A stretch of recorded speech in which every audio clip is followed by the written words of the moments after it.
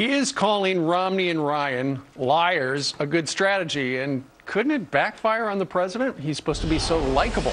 Well, here to weigh in are Washington Insider's Republican strategist, Amelia Chassé, and Democratic pollster, Margie Omero. Good morning to both of you.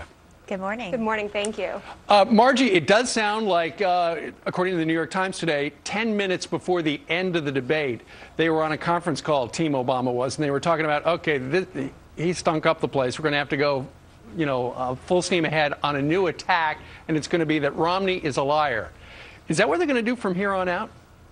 Well, I think anytime you hear Mitt Romney express a different position than he had the day before, I think it's important for voters to know. And I think that we'd be talking about Mitt Romney's loose interpretation of the facts, regardless of what people thought of the president's performance. I mean, his own, and you don't have to take my words for it, his own campaign walked back some of what Romney said about covering people with pre-existing conditions in his health care plan. Newt Gingrich, Meet Margie, the Press yesterday said, well, he's changed on Margie, taxes. wasn't the president lying, though, when he repeatedly said that Mitt Romney was going to raise taxes $5 trillion? Stephanie Cutter's come out and has said, essentially, it won't be near $5 trillion. So wasn't that a lie?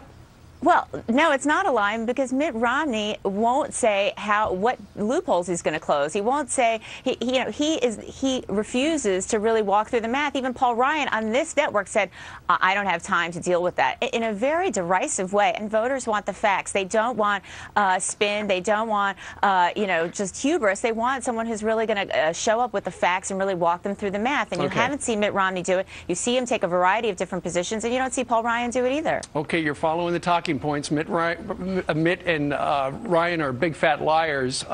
Amelia, do you think that's effective? Don't you think that could backfire on this president, who one of the great things he's got going for him is he's been so likable, and now if they go, play gutterball, that could take its toll? Well, the Obama campaign's really gone through sort of 7 stages of grief after this terrible debate performance, haven't they? We started with denial, then we went to the blame game, blaming everyone from the city of Denver and their altitude to Robert Gibbs' own former boss, John Kerry. And they finally settled on calling Mitt Romney a big liar, like you said. It's easy to understand why they're doing it. The president's approval rating is down 6 points in the Gallup poll. He's below 50% after the debate.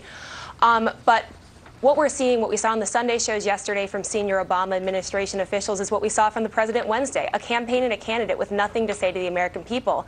And it's so ironic because this is a president who, as you mentioned, hope and change in 2008. Now the campaign slogan is forward. You would think they'd be desperate to move forward after a disastrous debate performance like that. But no, they've been in neutral or even reverse for 5 days, harping on it because they don't have a positive message. Margie, Mitt Romney has been Margie, it's not just people on the right like Amelia who are giving the president grief over his appearance. Bill Maher over the weekend on his show said, remember Bill Maher gave $1 million to the president's super PAC, said it looked like Barack Obama took my million and spent it all on weed. Of course, he's just joking, but nonetheless, everybody's befuddled by his performance. Yeah, I think, look, a lot of people on the left and the right are using pretty extreme language, and you're seeing, a bit of a bump for Romney in the polls. I think it's important to remember a couple things. First, Mitt Romney has been net unfavorable all year. It's going to take more than one debate to change that all year. Two, you have more people optimistic about the direction of the country than you've seen since early in 2009. You have good jobs numbers, and you have instead a Republican Party that is rooting for bad news, literally rooting for bad news and suspicious when there's good news. And then three, you have a Republican candidate who, whether it's Mitt Romney's off-the-cuff comments or Paul Ryan's off-the-cuff comments, really dismiss a huge portion of the electorate as victims who think they deserve food. I mean, that is such extreme language, and we're going to continue to talk about that. Amelia, we'll give you the final word. Absolutely. Again, don't take my words for the validity of these claims the Obama campaign's making. Take Stephanie Cutter's, as you mentioned. She was lasted with talking points about a minute on CNN before she got fact-checked and had to admit that her claims just didn't hold water.